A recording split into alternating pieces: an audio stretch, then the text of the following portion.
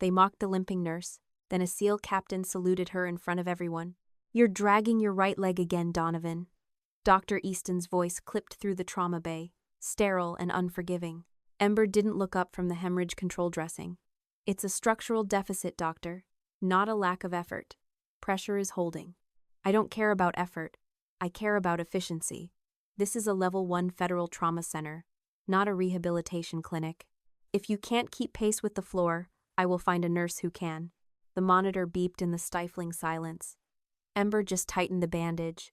The morning shift at St. Michael's Federal Medical Center always began with the smell of ozone and bleached linen. Located just outside the Beltway, the high-acuity wing was a sanctuary for the nation's elite diplomats, senior intelligence officers, and upper-echelon military brass. It was a place of polished linoleum, hushed conversations, and absolute, unforgiving precision. For Ember Donovan, the shift began with a mechanical click. Sitting in the dim light of the staff locker room, Ember strapped the custom carbon fiber orthotic to her right leg. The device wrapped fiercely around her calf and thigh, a rigid cage designed to compensate for a surgically reconstructed tibial plateau that had been shattered into dust 3 years prior. She tightened the Velcro straps until they bit into her skin, testing the joint. It resisted, stiff and aching, before finally yielding with a faint, metallic groan. She stood, transferring her weight. The pain was an old, familiar dog that lived in her marrow, always there, always biting, but something she had learned to tune out. Before closing her locker, Ember reached for a heavy, scarred titanium dive watch. Its bezel was blackened, the glass face scratched so deeply in places that the numerals were obscured. It was a men's watch, far too large and heavy for a nurse's scrub top, but she pinned it meticulously to the fabric over her chest anyway. It ran exactly 3 minutes fast. It always had. "You're in early," a voice murmured. Ember turned, masking the slight drag of her pivot.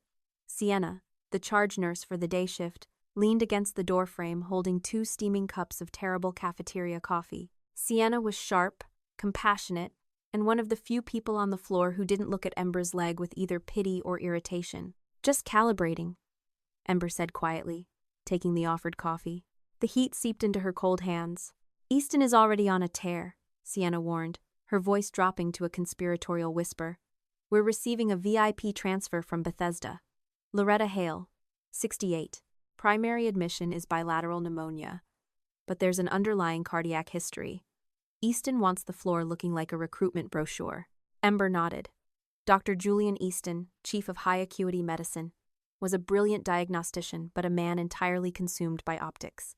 He wore bespoke scrubs tailored to his frame and moved through the wards with the aggressive, fluid grace of a man who believed illness was a personal insult to his schedule. To Easton, medicine was a performance, and Ember, with her uneven, clicking gait, was a flaw in his choreography. Stepping out onto the main floor, the sensory overload of the intensive care unit washed over Ember, the rhythmic sigh of ventilators, the staccato chirps of telemetry monitors, the rapid cadence of rubber soles on tile. Ember moved with a distinct rhythm: step, drag, click, step, drag, click. She was not slow, but her mechanics were laborious. Every movement required calculation. Celia, a junior nurse with flawless posture and a desperate need for Easton's approval, brushed past Ember with an armful of fresh fluid bags. "Watch your space, Donovan. We need the corridor clear." "It's clear, Celia," Ember replied evenly, moving to the charting station.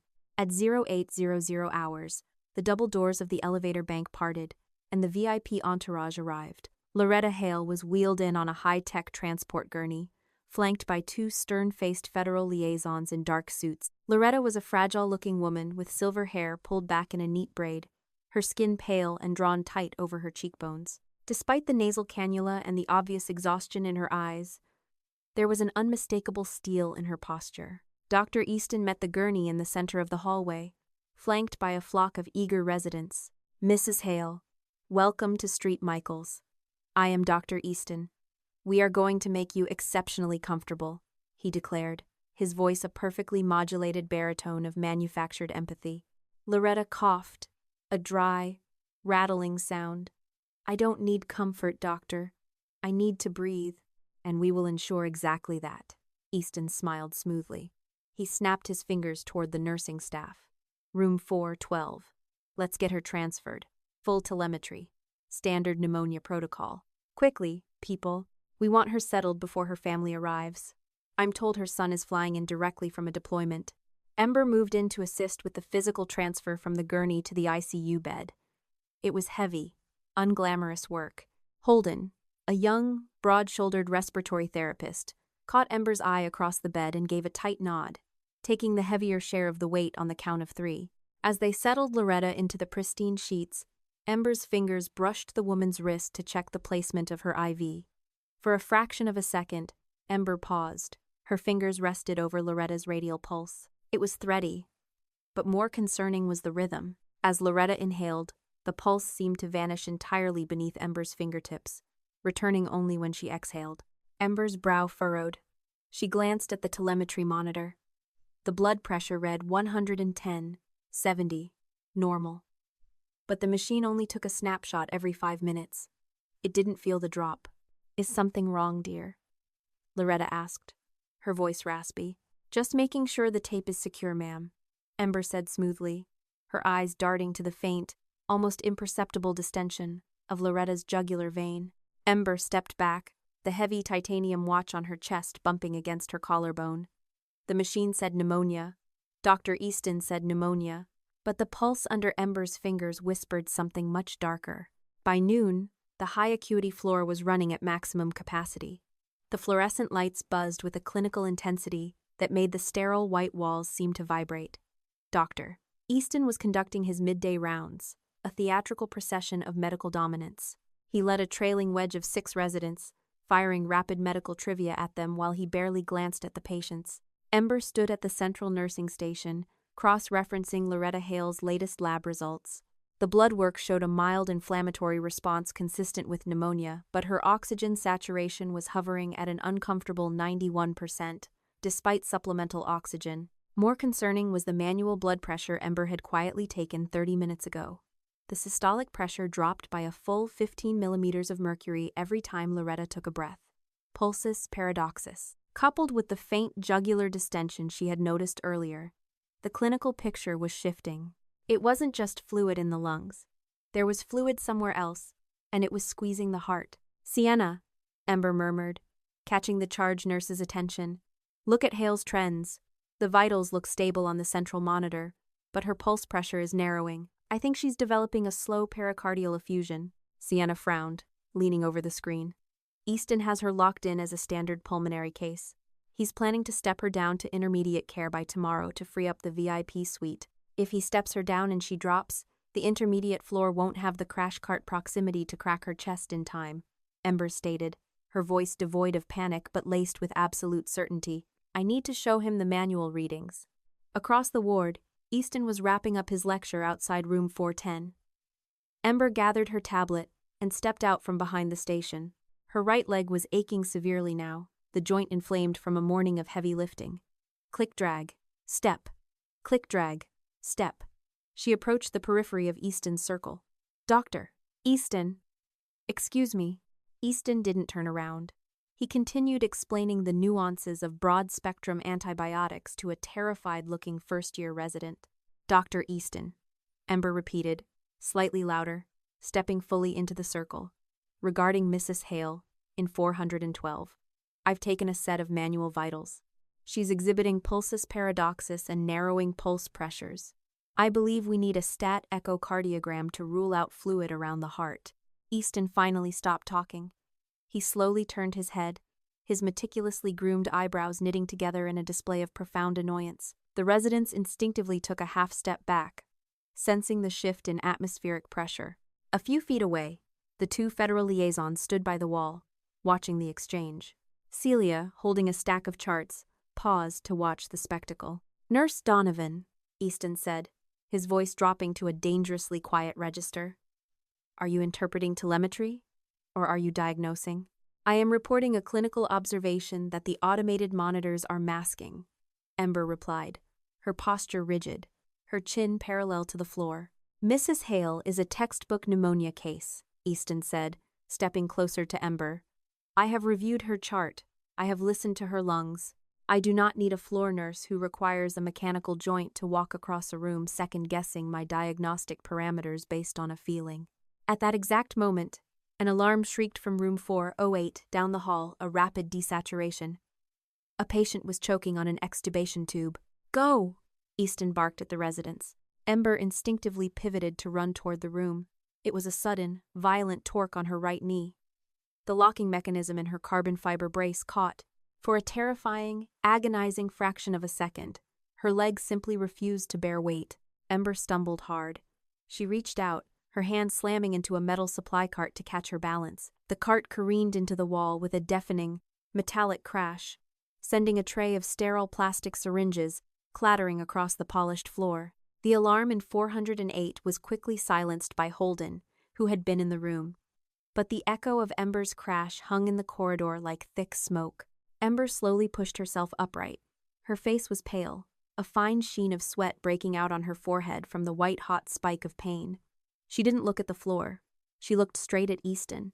Easton stared at the scattered syringes, then up at Ember. His expression twisted from annoyance into open disgust. He took a step forward, ensuring his voice carried not just to the residents, but to Sienna, Celia, and the federal liaisons standing nearby. This is exactly what I am talking about, Easton said, his words sharp and deliberate as a scalpel. Medicine at this level is a physical discipline, Donovan. It requires agility. It requires grace under fire. You are dragging a dead weight. Sienna took a step forward from the desk. Dr. Easton? That's completely uncalled for. Easton threw his hand up, silencing her without looking. His eyes remained locked on Ember. You make my floor look clumsy. You make my team slow. Your physical limitations are a liability to the safety of my patients, Easton said, his voice echoing in the dead silence of the ward. I have overlooked your structural deficits because human resources asked for accommodations, but I will not allow your crippled mechanics to disrupt the flow of this ICU. You will not touch Mrs. Hale's chart again. You will clean up this mess, and you will stay out of my way. He turned on his heel and strode down the corridor, his Italian leather clogs making a crisp, authoritative sound on the tile. The silence left in his wake was suffocating. Celia smirked, turning back to her charts. The federal men in suits looked away, uncomfortable. Ember stood perfectly still.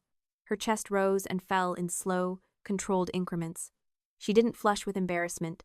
She didn't cry. She slowly reached down, her fingers brushing the cold, scarred titanium of the dive watch on her chest. Without a word, she knelt down, the brace clicking loudly, and began to pick up the syringes. The locker room was dark, save for the hum of the vending machine in the corner. Ember sat on the narrow wooden bench, her eyes closed. Her shift had officially ended 20 minutes ago, at 1,900 hours. The adrenaline that had sustained her through the humiliation in the corridor had finally evaporated, leaving behind a profound, leaden exhaustion. The locker room door creaked open. Sienna walked in, her scrubs changed out for civilian clothes. She sat down next to Ember, staring at the concrete floor. I already filed a report with the union rep, Sienna said quietly. What he did out there, dressing you down in front of the feds and the residents. It was monstrous. Ember, you shouldn't let him talk to you like that. You're a better clinician than he is. And half the floor knows it. Ember slowly opened her eyes. She looked down at the heavy titanium watch. It read 1923, 3 minutes fast. Exactly as it had been for years. Some scars are earned in places you can't even point to, Ember said, her voice barely above a whisper. Easton only respects what he can see. He sees a limp. He sees a liability. Why do you take it? Sienna asked, genuine frustration edging into her tone. With your credentials, you could transfer to diagnostics. You could go to research. You don't have to be on your feet for 12 hours a day taking abuse from an arrogant plastic surgeon wannabe. Ember didn't answer immediately. She thought of the dark water, the sheer, crushing pressure, the smell of aviation fuel and blood, things Easton could never comprehend in his brightly lit, sanitized world. Because the patients don't care if I have a limp, Ember finally said. She stood up, resecuring the Velcro on her brace. They only care if I catch them when they fall. Sienna sighed, standing up with her bag. Are you heading home? In a minute, Ember lied. Just need to stretch it out. Sienna offered a sad smile and left the locker room. Ember waited until the heavy door clicked shut. She didn't change into her street clothes. Instead, she walked to the sink, splashed cold water on her face, and walked right back out onto the high-acuity floor. The night shift had taken over. The lights in the corridors were dimmed to a soft amber, promoting patient rest. The manic energy of Easton's day shift was replaced by the low, steady vigilance of the night crew. Ember bypassed the main nursing station. She moved quietly down the hall step, smooth, forcing her leg to cooperate, suppressing the click of the brace through sheer muscular force and willpower. She slipped into an empty charting alcove directly across from room 412, Loretta Hale's room. Easton had forbidden her from touching the chart. He had ordered standard telemetry and a scheduled transfer to the intermediate floor at 0600 the next morning. If Easton was right, Loretta would sleep peacefully. But Ember's gut, honed by years of trusting her instincts when technology failed, was screaming at her. The human body was a master of compensation. It would hide trauma, adapting and shifting, keeping the vital signs looking completely normal right up until the exact second it had nothing left to give. Then, the collapse would be total and catastrophic. Ember logged into the auxiliary terminal in the dark alcove using a generic floor credential. She pulled up Loretta's real-time waveform. The green line of the EKG bounced steadily across the black screen. Beep, beep, beep. Ember sat in the shadows, her eyes locked on the monitor. She was entirely off the clock. If Easton caught her here, she wouldn't just be humiliated. She would be fired for insubordination and violating a direct order regarding patient care. It was a clear, unyielding line. She made her choice. She crossed her arms, the titanium watch pressing into her sternum, and settled in to wait. Hours bled by. At 2200, Holden brought fresh linens into a neighboring room. He saw Ember sitting in the dark, raised an eyebrow, but said nothing. He knew better than to question her vigil. At 0100, Celia walked past on her break, completely failing to notice the silent nurse in the shadows. At 0214 a.m., the change began. It wasn't an alarm. It was a whisper. Ember leaned forward, her eyes narrowing at the screen. The QRS complex on Loretta's EKG, the tall, sharp spike of the heartbeat, had subtly changed shape. The spikes were alternating in height. One tall, one short. One tall, one short. Electrical alternance. It was the heart swinging like a pendulum inside a sack rapidly filling with fluid. Ember looked at the blood pressure reading. It still read 105/68. The machine thought everything was fine. Ember stood up. The pain in her leg was a blinding white flare after sitting still for so long, but she ignored it. She stepped out of the alcove and walked into room 412. The room was dark. Loretta was lying flat on her back, her eyes closed, but her breathing was shallow, rapid, and strained. Ember approached the bed. She placed 2 fingers gently on Loretta's wrist. The pulse was barely a flutter, racing wildly. "Mrs. Hale?" Ember whispered. Loretta's eyes fluttered open. They were wide, dilated with primal panic. Her lips were turning a faint, dusky blue. I can't," she gasped, clutching at her chest. Heavy. The compensation period was over. The collapse was here. Ember hit the blue code button on the wall. The silent alarm immediately triggered a flashing strobe in the hallway, summoning the night shift rapid response team. "Hold on, Loretta," Ember said, her voice dropping into a calm, authoritative register that stripped away all the exhaustion of the day. "I've got you." The storm was breaking, and Dr. Easton was sound asleep in his bed miles away. Ember Donovan was the only thing standing in the dark. The strobe light above room 412 threw violent, rhythmic shadows across the corridor, a silent scream demanding immediate salvation. Within 10 seconds, the heavy rubber tires of the crash cart skidded into the room, pushed by Holden. He took one look at Loretta's cyanotic lips and the flatlining pulse oximeter. "What are we looking at, Donovan?" Holden asked, his hands already flying over the cart, tearing open a bag valve mask. "Obstructive shock, cardiac tamponade," Ember said, her voice cutting through the panic with surgical precision. "Her heart is being crushed by fluid. We need the ultrasound machine and the pericardiocentesis tray, now." Before Holden could pivot, the night shift resident, Dr. Miller, sprinted through the doorway. His white coat was haphazardly thrown over a wrinkled scrub top, his eyes wide and unfocused from sleep deprivation. He stared at the central monitor. Loretta's blood pressure had cratered to 60/40. Her heart rate was a chaotic blur of 140 beats per minute. "She's crashing," Miller choked out, freezing at the foot of the bed. "She was admitted for pneumonia. This doesn't make sense. We need to page Dr. Easton, or thoracic surgery." "Thoracic is a 30-minute response time, doctor," Ember replied, dragging the portable ultrasound unit to the bedside with her good leg, ignoring the fiery protest in her right knee. "She has less than 3 minutes before she codes into pulseless electrical activity. She will not survive it." Ember didn't wait for his authorization. She squeezed a generous dollop of acoustic gel onto the ultrasound probe and thrust it into Miller's hands. Subxiphoid view. Look at her heart. Miller mechanically took the probe and pressed it just below Loretta's sternum. The black and white screen flickered to life. Instead of the rhythmic, forceful pumping of a healthy heart, the monitor displayed a terrifying image. A small, desperate muscle weakly spasming inside a massive, dark halo of black fluid. "Oh my God," Miller whispered, his face draining of color. "It's a massive effusion. The right ventricle is completely collapsing. I can't. I've only ever done this procedure on a plastic torso in the simulation lab. If I miss and hit the myocardium, I'll kill her instantly." Ember ripped the paper backing off the sterile pericardiocentesis tray. She was a machine moving through water, entirely unaffected by the rising tide of panic in the room. She laid out the iodine swabs, the lidocaine, and finally, the massive, intimidating 1/8 gauge spinal needle. "The simulation lab is harder, Dr. Miller," Ember said, her voice dropping to a low, commanding register that commanded absolute obedience. "Plastic doesn't want to live. She does. Prep the chest." Miller swallowed hard, his hands trembling violently as he swabbed the iodine over Loretta's skin. Ember drew up the local anesthetic and handed him the syringe. "I can't stop shaking," Miller admitted, the needle vibrating dangerously in the air above Loretta's chest. The monitor began to sound a sustained, high-pitched alarm. The blood pressure was no longer readable. Ember stepped in tight beside him.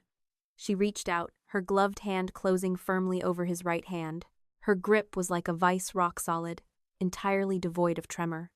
She physically anchored his terror. "Look at the screen, not the needle," Ember instructed, her cheek inches from his shoulder. "Subxiphoid approach. Aim for the left shoulder. Advance slowly.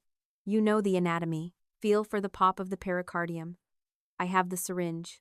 Do it now." Guided by her unyielding physical support, Miller pushed the needle through the skin. They watched the bright white dot of the needle tip advance on the ultrasound screen. Pop. It was a tactile sensation felt through the plastic of the syringe, a sudden release of tension as the needle breached the sac surrounding the heart. "Aspirate," Ember commanded. Miller pulled back the plunger. Instantly, the syringe filled with dark, non-clotting blood. The pressure was released. In a matter of seconds, the transformation was miraculous. The chaotic rhythm on the monitor snapped into tall, robust QRS complexes. The blood pressure leaped from the abyss, stabilizing at a steady 110/70. Loretta gasped, a deep, ragged intake of air, and her eyes flew open, the terrible blue tint receding from her lips. Holden exhaled a breath that sounded like a tire deflating. "Incredible catch, Donovan." Miller sagged against the bedrail, the empty syringe still in his hand, looking at Ember with a mixture of profound shock and awe. At that exact moment, the heavy wooden doors of room 412 were pushed wide open. A man stepped into the doorway. He was tall, broad-shouldered, and built with the dense, unmistakable musculature of a career military operator. He wore a dark utility uniform, devoid of rank insignia but radiating an oppressive level of authority. He carried a battered canvas duffel bag, which he dropped to the floor with a heavy thud. He smelled faintly of aviation fuel, cold rain, and adrenaline. Captain Grayson Hale surveyed the chaotic scene. He saw the blood on the sterile drapes. He saw the terrified resident leaning against the rail. He saw the crash cart, and he saw the limping nurse, her hand just pulling away from the doctor's. Grayson's eyes were cold, calculating, and missed nothing.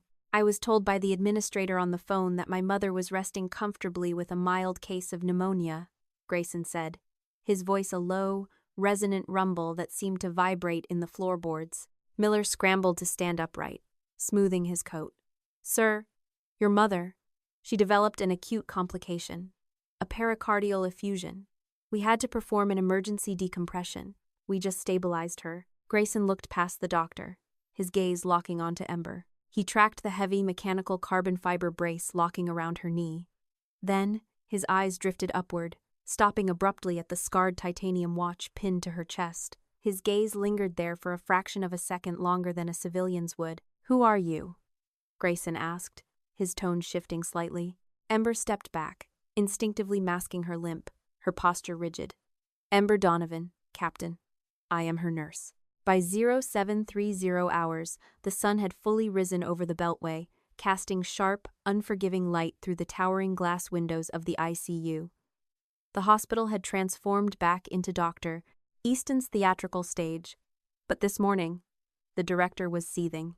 Easton strode out of the elevator bank, his perfectly tailored scrub snapping with the violence of his gait. He was flanked by the hospital's chief administrator and a silent, note-taking risk management liaison. The news of the emergency procedure had reached him over his morning espresso, and he was livid, not because Loretta Hale had nearly died, but because his initial diagnosis was spectacularly wrong, and the narrative of her rescue did not include him. Ember was standing at the main charting station, finalizing her notes from the night shift. Her leg throbbed with a dull, sickening rhythm. She hadn't slept in 24 hours. Easton bypassed the residence and marched directly to the station, slamming a manila folder onto the counter. The sharp crack echoed through the ward, causing several nurses to jump.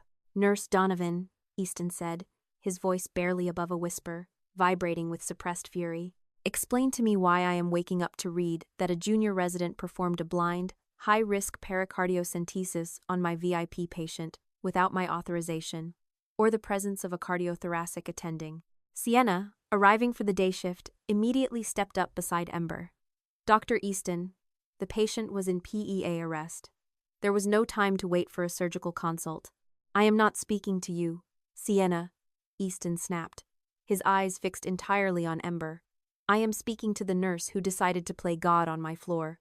You overstepped your scope of practice, Donovan. You manipulated a terrified second-year resident into performing a procedure that should have been done in a sterile suite under fluoroscopy." Ember didn't blink. She looked at Easton with a cold, clinical detachment that seemed to infuriate him even more. "It was ultrasound-guided, doctor." She was in obstructive shock. The fluid was compressing the right ventricle. If we had waited the 30 minutes for thoracic to arrive, Mrs. Hale would be in the morgue. "She was stable when I left her," Easton countered smoothly, his voice rising just enough to ensure the administrator heard him. "Because you were lurking off the clock, you panicked at a standard telemetry artifact. If you weren't so physically compromised, perhaps you would have had the energy to monitor her properly during your actual shift, instead of hiding in a dark alcove to rest your leg." Sienna gasped. "Julian, that is crossing a massive line." Easton ignored her. He pushed the manila folder across the counter toward Ember. "You diagnosed without a license. You forced an intervention that opened this hospital to massive federal liability. I've reviewed the security logs.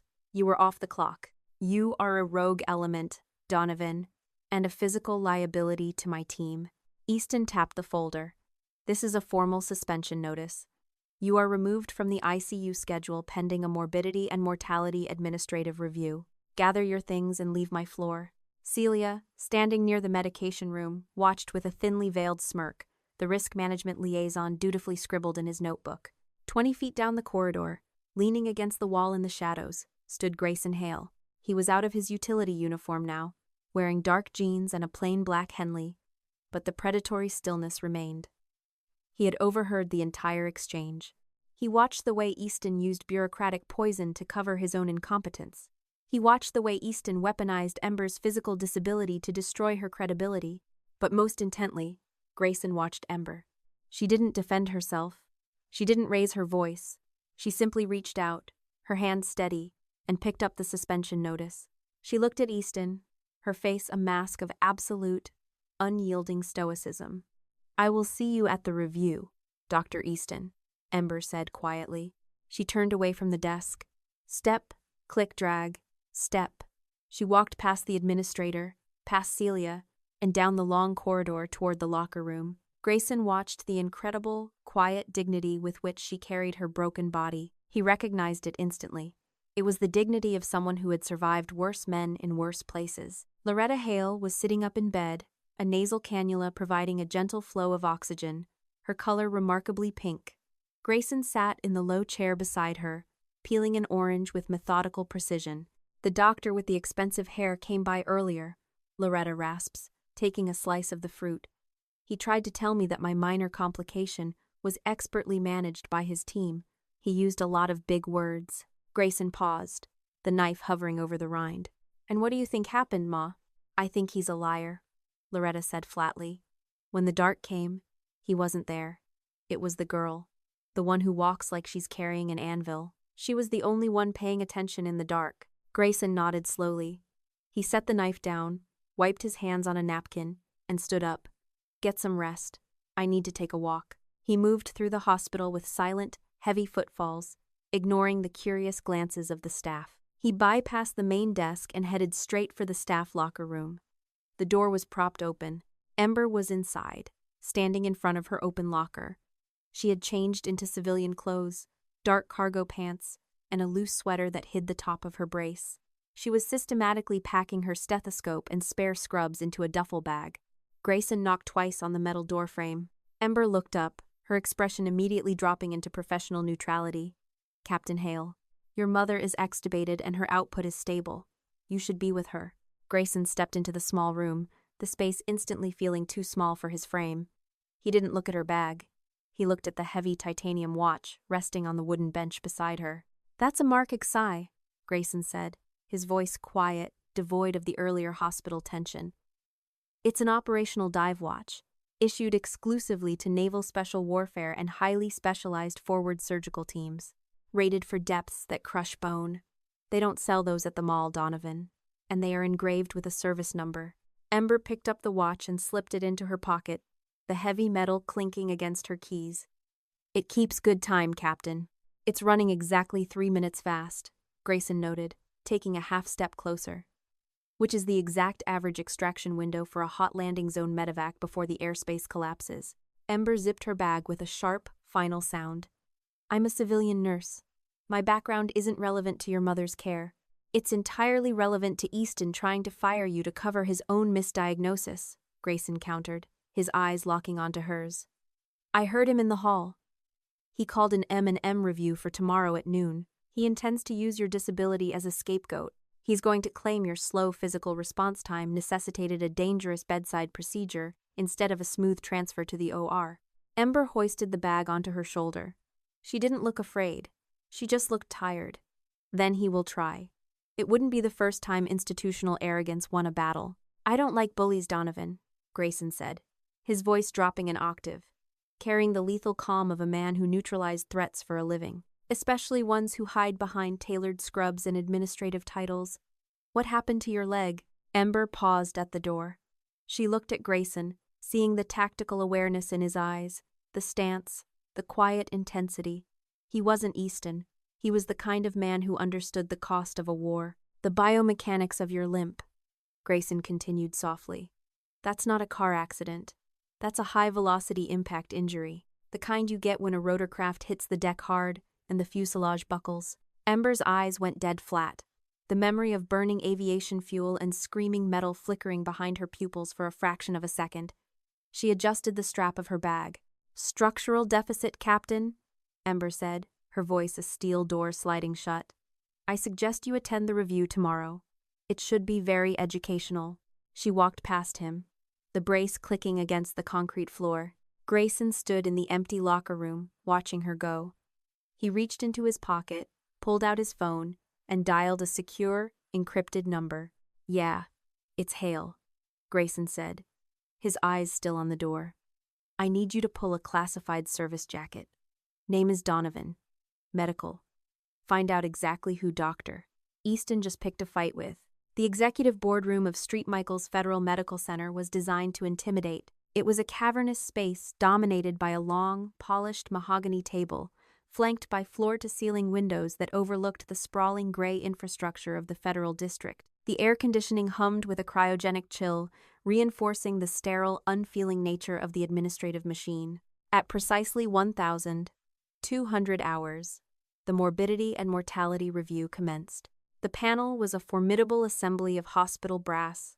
Sitting at the head of the table was Dr. Aris Thorne, the chief of medicine, a man who viewed the hospital exclusively through the lens of liability and profit margins. Beside him sat the chief of nursing, the director of risk management, and a stern-faced hospital attorney. Ember sat at the far end of the table. She wore a tailored black blazer that concealed her heavy watch, her posture perfectly rigid. Beside her sat Sienna, acting in the capacity of a union observer, her hands anxiously twisting a pen. To Ember's right sat Dr. Miller, the junior resident, looking profoundly nauseous, his eyes darting frantically around the room. Standing at the presentation podium, bathed in the glow of a high-definition projector, was Dr. Julian Easton. He was in his element. He wore a sharp, charcoal gray suit instead of scrubs, projecting absolute executive authority. "Ladies and gentlemen of the board," Easton began, his voice smooth and heavily modulated, "we are here to discuss a severe breach of protocol that nearly resulted in the catastrophic death of a high-profile federal patient, Loretta Hale." He clicked a remote, and a timeline appeared on the screen behind him. "Mrs. Hale was admitted with bilateral pneumonia. Her vital signs upon my evening rounds were stable. However, at 0214 hours, a massive pericardial effusion resulted in obstructive shock. This is an extremely rare, unpredictable complication." Easton lied effortlessly, glossing over the manual vitals Ember had warned him about earlier that day. Instead of following standard chain-of-command protocols, Nurse Ember Donovan, who was entirely off the clock and loitering on the floor, initiated a code blue and subsequently manipulated Dr. Miller into performing a bedside pericardiocentesis. "Doctor," Thorne leaned forward, adjusting his wire-rimmed glasses. "A blind pericardiocentesis in the ICU? By a second year? An ultrasound-guided procedure, sir," Dr. Miller squeaked, his voice cracking. He swallowed hard. "Nurse Donovan." She guided the probe. "I held the needle." "You yielded medical authority to a nurse," Easton cut in, his tone dripping with paternalistic disappointment. He turned his gaze on Ember, his eyes narrowing into predatory slits. "And not just any nurse. A nurse whose physical limitations create a massive liability in a trauma setting. The board is aware of Nurse Donovan's structural deficits. Her mobility is severely compromised. I submit to this panel that Nurse Donovan bypassed the protocol of transporting the patient to the surgical suite because she physically could not execute the rapid transport required." Sienna slammed her hand flat on the table. "That is an outrageous fabrication, Julian. The patient was in pulseless electrical activity. If they had moved that bed an inch toward the elevator, she would have died in the hallway." "Order, please," the hospital attorney murmured, not looking up from his legal pad. "The facts are simple," Easton continued, pacing slowly in front of the projection screen. "We have a rogue clinician who has decided that her judgment supersedes the diagnostic parameters of the chief of medicine. She lurks in the shadows because she cannot keep pace in the light. She is a danger to the patients, a danger to the residents, and a massive legal exposure for Street Michaels. I am recommending her immediate, permanent termination and a formal report to the nursing board regarding her licensure." The room fell silent. The director of risk management nodded slowly, clearly swayed by the narrative of liability. Dr. Thorne looked at Ember over the rim of his glasses. "Nurse Donovan," Thorne said, his voice cold. "Dr. Easton has presented a compelling timeline of insubordination and recklessness. Do you have anything to say in your defense before the board deliberates?" Ember did not flinch. She did not raise her voice. She placed her hands flat on the mahogany table. Under her blazer, the heavy titanium watch ticked 3 minutes fast, a steady reminder of the pressure she was built to withstand. "I have the telemetry logs," Ember said clearly, sliding a thick manila folder toward the center of the table. "At 1,230 hours, I manually recorded a pulsus paradoxus of 15 millimeters of mercury, alongside visible jugular venous distension. I verbally reported these early warning signs of tamponade to Dr. Easton. He explicitly instructed me to ignore them, citing his own diagnosis of textbook pneumonia. He then barred me from the patient's chart." Easton let out a sharp, mocking laugh. You recorded a manual blood pressure while you were stumbling over a supply cart in the hallway, Donovan. Your credibility as a diagnostician is zero. I stayed off the clock because I knew the telemetry monitors would not detect the fluid accumulation until compensation failed, Ember continued, entirely ignoring Easton's interruption. When the collapse occurred, the patient had roughly 90 seconds of brain perfusion left. Doctor, Miller performed the procedure flawlessly under extreme duress. We saved her life while the attending physician was unreachable. You saved her from a crisis you manufactured through your own slow response times, Easton snapped, losing a fraction of his composure, his voice echoing loudly in the boardroom. You are crippled, Donovan. You have no place in a high-acuity ward. You're a broken liability masquerading as a trauma nurse. The cruel, ugly word hung in the sterile air, heavy and absolute. Sienna looked horrified.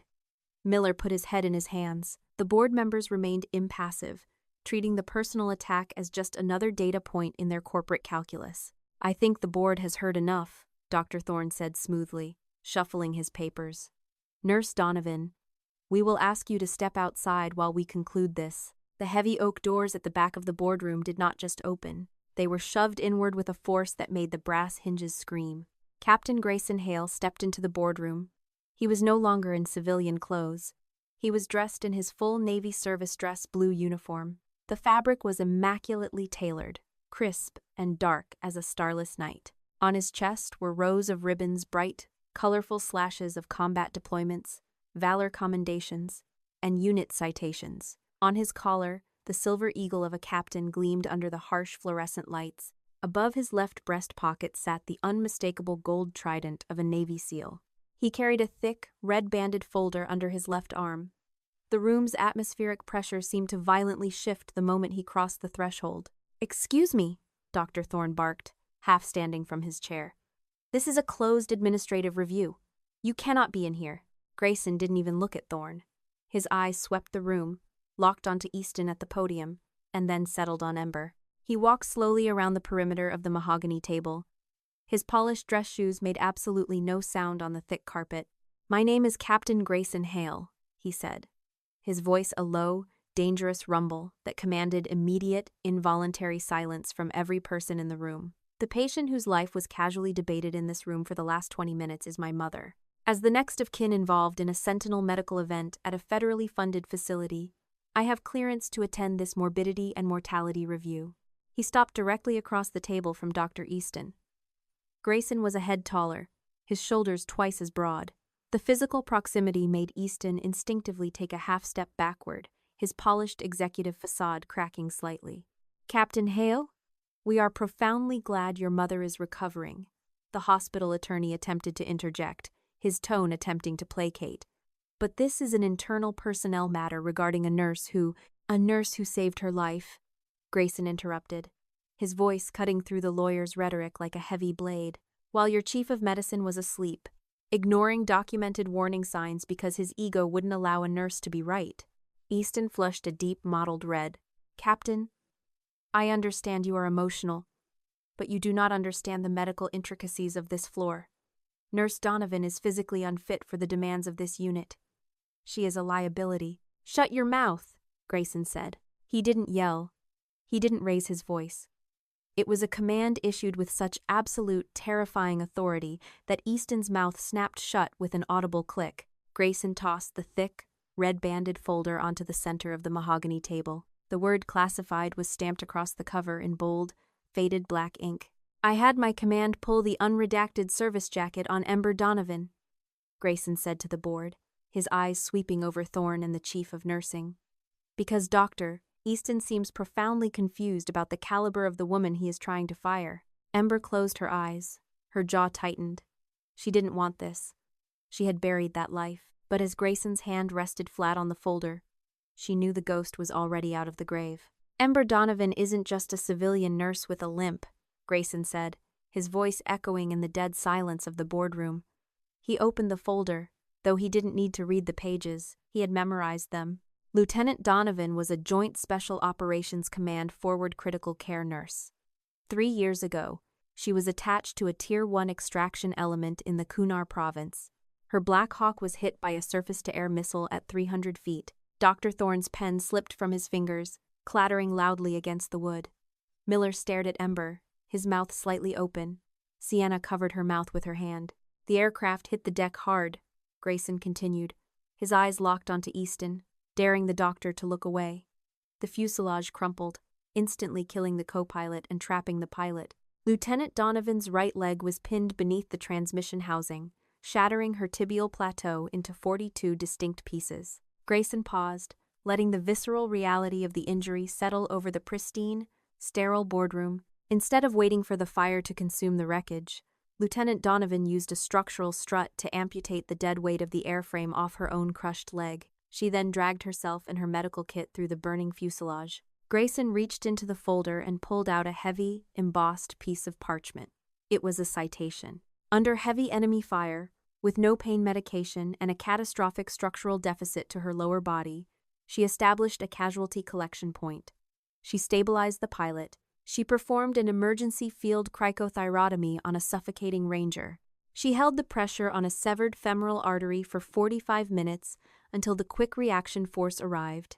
Grayson's voice dropped, vibrating with an ancient, profound respect.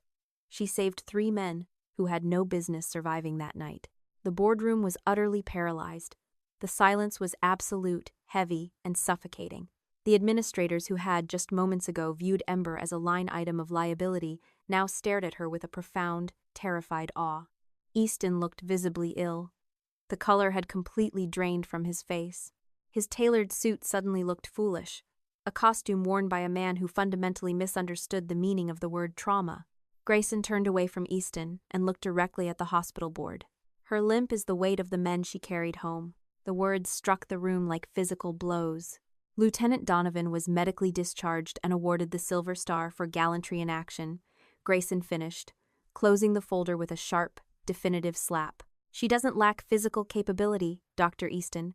She possesses a level of grace under fire that you couldn't comprehend if you spent 100 lifetimes in this hospital. Grayson turned his gaze entirely to Dr. Thorne. If you terminate her, I will personally ensure that every federal agency, every military command, and every major news outlet understands that Michaels fires decorated combat heroes to cover up the gross diagnostic incompetence of its chief of medicine. Thorne swallowed thickly, the political and public relations calculus resetting in his brain with terrifying speed.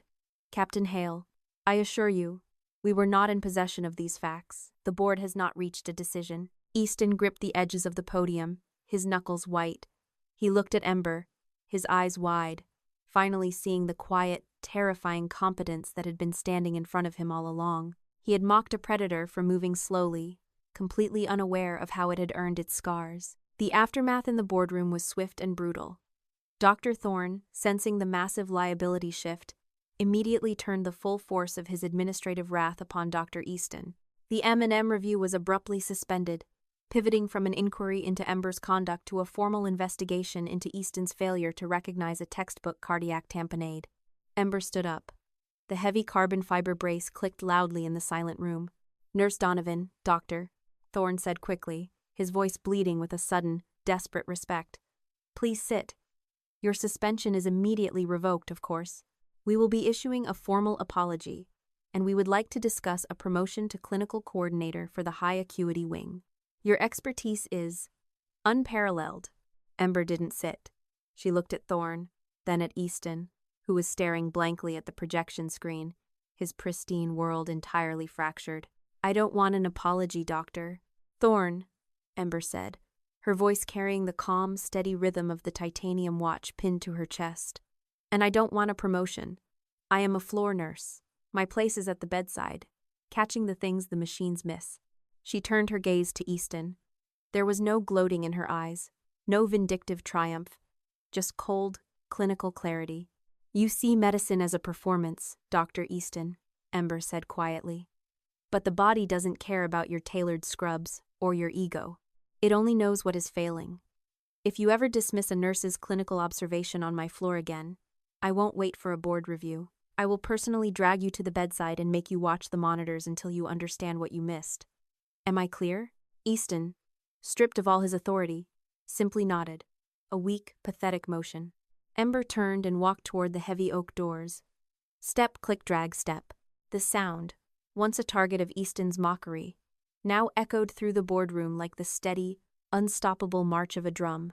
Sienna hurried after her, throwing a devastating glare at the board members before following Ember out. Miller remained in his seat, looking at the empty space where Ember had been, his understanding of medicine fundamentally forever altered. When Ember pushed through the doors into the main corridor, she stopped. Word had traveled fast. Hospitals are ecosystems of gossip, and the tension of the M&M review had bled out into the hallway. Nurses, residents, respiratory therapists, and technicians had gathered outside the double doors. Celia was there, her usual smirk replaced by wide-eyed shock. Holden stood near the wall, a slow, knowing smile spreading across his face. The corridor was packed, yet completely silent. Grayson Hale stepped out of the boardroom behind Ember. The crowd parted instinctively, making space for the towering SEAL captain in his service dress blues. Grayson walked around Ember and stopped 3 paces in front of her. The harsh, fluorescent lights caught the gold of his trident and the silver of his rank. He looked at the heavy, scarred dive watch pinned to her chest, the watch that had survived the fire, the crush, and the blood, the watch that ran 3 minutes fast. In front of Dr. Easton, who had just stumbled out of the boardroom door, in front of Dr. Thorne, Celia, and the entire high-acuity staff, Captain Grayson Hale snapped his polished shoes together. With absolute, rigid precision, he brought his right hand up to the brim of his cover in a crisp, immaculate salute. It was not a casual gesture. It was a solemn, deeply earned recognition between 2 warriors who understood the profound, unspeakable cost of saving lives in the dark. The silence in the corridor was absolute. No one moved. No one spoke. The hospital staff, who had watched Ember limp down these halls for years, finally saw her. They didn't see the broken mechanics of her leg. They saw the unbreakable titanium of her spirit. Ember stood perfectly still. Her throat tightened, a rare spike of emotion piercing her heavily guarded stoicism. Slowly, she brought her own hand up, her fingers straight and true, and returned the salute. When Grayson lowered his hand, the tension in the hallway broke, replaced by a quiet, vibrating awe. "My mother is asking for you," Grayson said softly, a small, genuine smile finally cracking his stern face. "She says the other nurses talk too much." Ember nodded, dropping her hand. The pain in her leg was still there. It would always be there. But as she turned to walk down the corridor step, click, drag, step, the sound didn't feel like a deficit anymore. It felt like a badge of honor. True strength is rarely found in the loudest voice in the room. It is found in the quiet, steady ticking of a watch under pressure, moving forward when everything else is falling apart. Ember Donovan carried the heavy, unseen weight of her sacrifices not as a burden, but as an unbreakable foundation of competence that no institutional arrogance could ever truly shatter. Easton's optics crumbled against the raw, ugly truth of survival, proving that respect is not something granted by a title, it is earned in the darkest, most desperate moments of human fragility. The hospital finally learned what the battlefield already knew. The most powerful healers often carry their own deep scars. If this story of quiet resilience and earned respect moved you, please consider sharing it or leaving a comment below. What did you think of Captain Hale's defense of Ember? Let us know.